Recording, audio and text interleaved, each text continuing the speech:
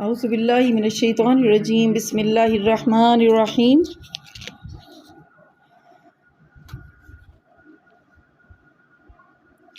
आज हम देखेंगे गुस्ल का बयान। तो ये सबक नंबर 3 है हमारा। गुस्ल के फ़राइज़ देखेंगे। सबसे पहले हम गुस्ल में 3 फ़र्ज़ हैं। मुंह भरकर कुल्ली करना, नाक के नरम हिस्से तक पानी पहुंचाना और पूरे बदन पर पानी बहाना। ये 3 फ़राइज़ हैं।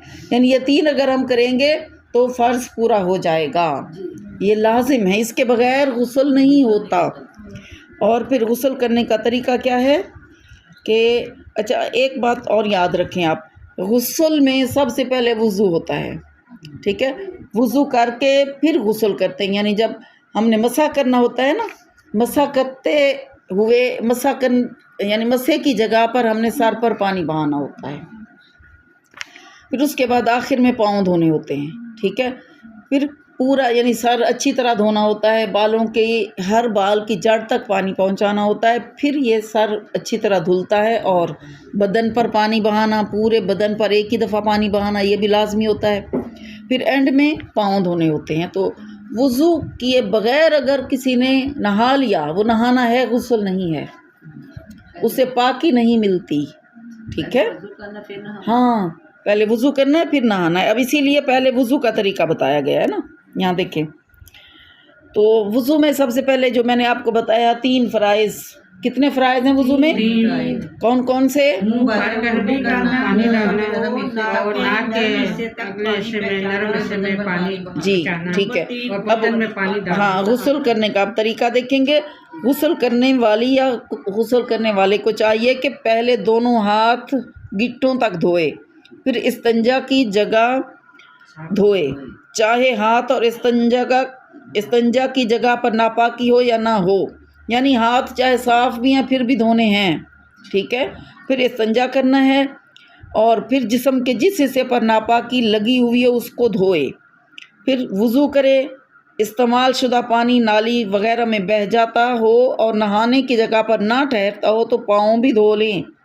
जैसे हमारे यहाँ वाशरूम्स है ना, यहाँ पर तो पानी बह जाता है ना, नाली से बाहर निकल जाता है, इसलिए वो जगह साफ़ हो जाती है।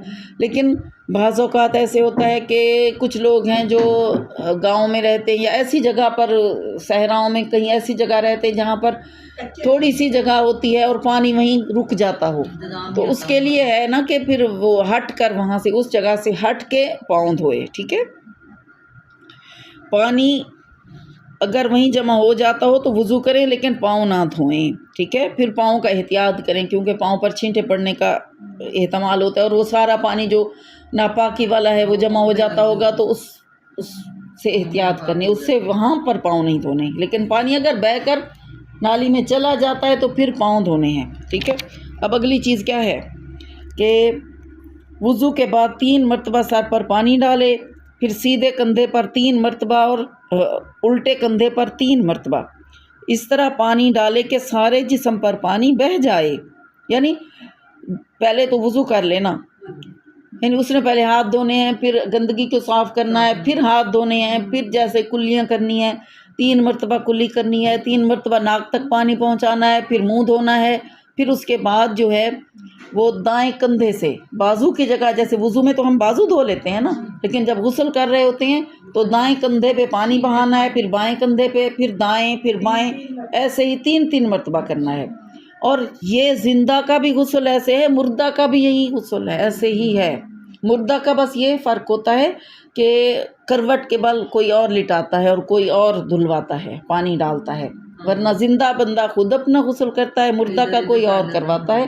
गुस्ल का तरीका यही है, ठीक है।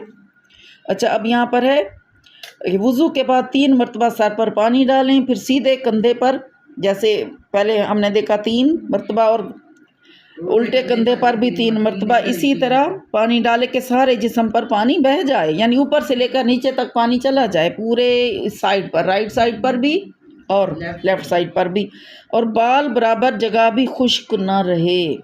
कान और नाक में ख्याल करके पानी पहुंचाना चाहिए। अगर पानी नहीं पहुंचेगा तो गुस्ल नहीं होगा। ठीक है। अब देखें कानों के सुराख है ना, तो उंगली के साथ पानी यहाँ ऐसे ऐसे करके पहुँचाना है, और अगर बालियाँ पहनी हुई हैं तो हटा लेनी है, वहाँ से यूँ ऊपर नीचे कर लेनी है, और अगर टॉप्स पहने हुए हैं तो उतार लेने हैं, क्योंकि सुराख तक पानी नहीं पहुँचता। इसी तरह नाक के सुराख तक भी, एंड तक, हड्डी तक पानी पहुँचाना है, नाफ तक भी पानी पहुँचाना है। नाक में अगर कोई नोज़ पिन पहनी हुई है तो उसको हटा के उसके नीचे सुराख तक पानी पहुँचाना है, वरना वुज़ू नहीं होता, गुस्ल नहीं होता, मतलब गुस्ल नहीं होता और वुज़ू भी नहीं होता। वुज़ू के वक्त भी ये इन चीज़ों का ख्याल रखना होता है ना। और अगली चीज़ है कि मसला, अब यहाँ मसला क्या है कि अगर गुस्ल करने से पहले वुज़ू नहीं किया तो गुस्ल करने से वुज़ू भी हो गया, वुज़ू की ज़रूरत नहीं। अगर कभी भूल भी गया है तो गुस्ल करने से वुज़ू भी हो गया, वुज़ू की ज़रूरत नहीं। गुस्ल के बाद तौलिए से अपना बदन पोंछ लें और बदन ढकने में बहुत जल्दी करें, और वुज़ू करते वक्त पाँव ना धोए हुए हों तो गुस्ल की जगह से हटकर पहले अपना बदन ढाँकें, फिर दोनों पाँव धोएं। तो यहाँ पर है कि अलग से अगर वुज़ू नहीं किया, भूल गया, वुज़ू जब गुस्ल किया तो गुस्ल से पहले तो लाजमी है ना वुज़ू करना, गुस्ल से पहले वुज़ू करना लाजिम है। यूँ ना समझें कि वुज़ू नहीं किया तो गुस्ल कर लिया, गुस्ल होगा कैसे, वुज़ू के बगैर तो नहीं होता ना। ठीक है, तो ये बात समझ लें कि अलग से यूँ नहीं कि हमने वुज़ू पहले करना है फिर हमने गुस्ल के वक्त भी वुज़ू करना है, यूँ नहीं करना, दो दो मरतबा नहीं करना। लेकिन गुस्ल होगा तब जब आपने वुज़ू किया है। वुज़ू के बगैर नहाया हुआ होता है बंदा पर गुस्ल नहीं हुआ होता, क्योंकि ये चीज़ें नहीं करते ना प्रॉपर तौर पर। सीधा जाके बालों पर पानी डाल लेते हैं, शावर खोल लिया और सर पे पानी बहाना शुरू कर दिया। नहीं, तरीका नहीं है ना ऐसा। जब तक ऐसे तरीके से नहीं होगा, ये गुस्ल नहीं होगा, तब तक कोई भी पाकी हासिल नहीं की जा सकती। और अब अगली चीज़, मसला नंबर 2, अगर सर के बाल गूंधे हुए ना हों तो सब बालों को धोना और जड़ों में पानी पहुंचाना फ़र्ज़ है। एक बाल भी सूखा रह जाए या एक बाल की जड़ में पानी ना पहुंचे तो गुस्ल नहीं होगा।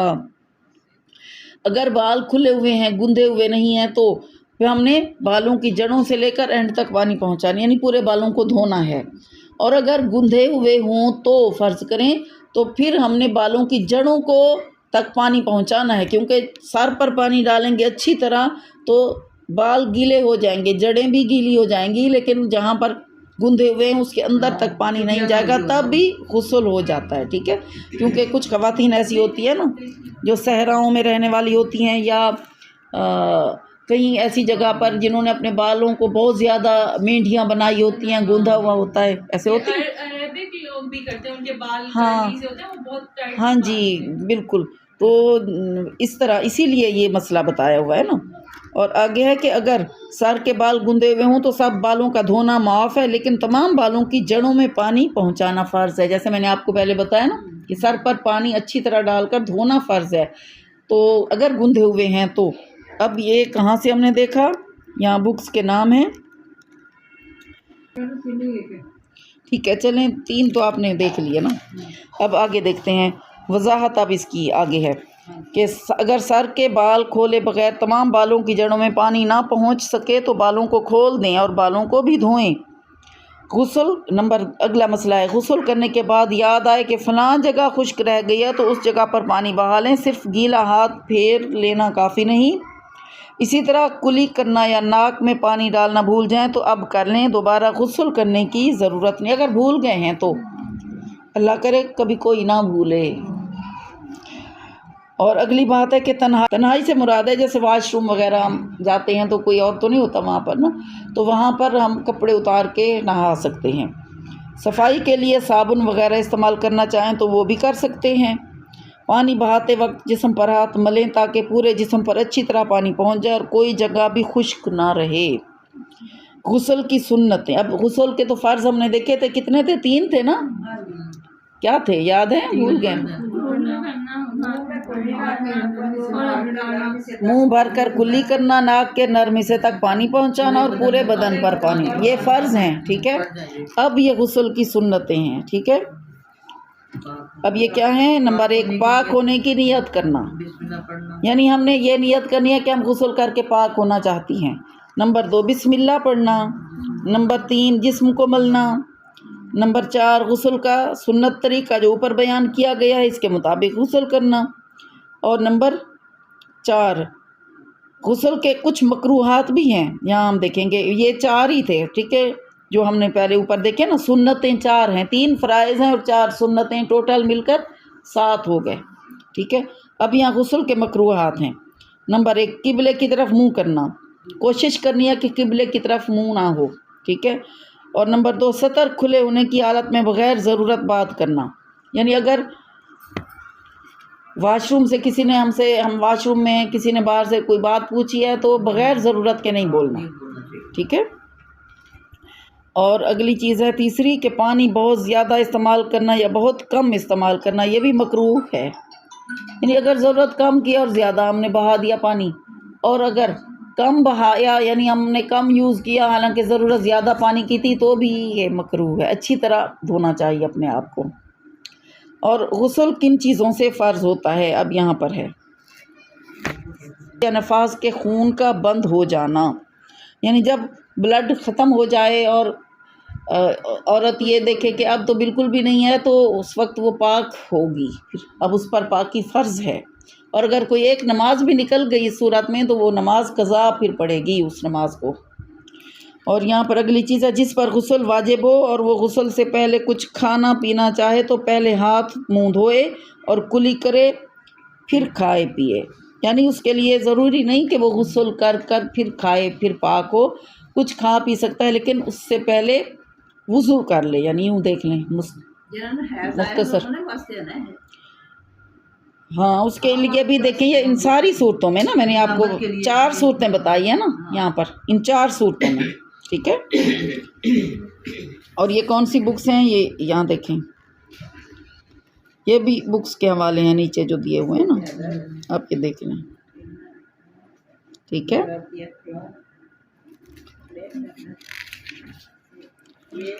अब आगे है कि मसला अगला है, जिस पर गुस्ल फ़र्ज़ हो उसके लिए कुरान करीम पढ़ना या हाथ लगाना और मस्जिद में जाना जायज़ नहीं, अलबत्ता अल्लाह ताला का नाम लेना, ज़िक्र और इज़कार करना जायज़ है।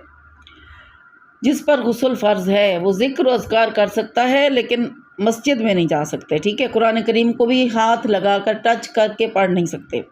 और अगली चीज़ है कि बीमारी या कमज़ोरी की वजह से पेशाब के रास्ते जो सफ़ेद पानी लिकोरिया निकलता है वो नापाक है, इसके निकलने से वुज़ू टूटता है, गुस्ल वाजिब नहीं होता। वुज़ू टूट जाएगा, गुस्ल वाजिब नहीं होगा, ठीक है।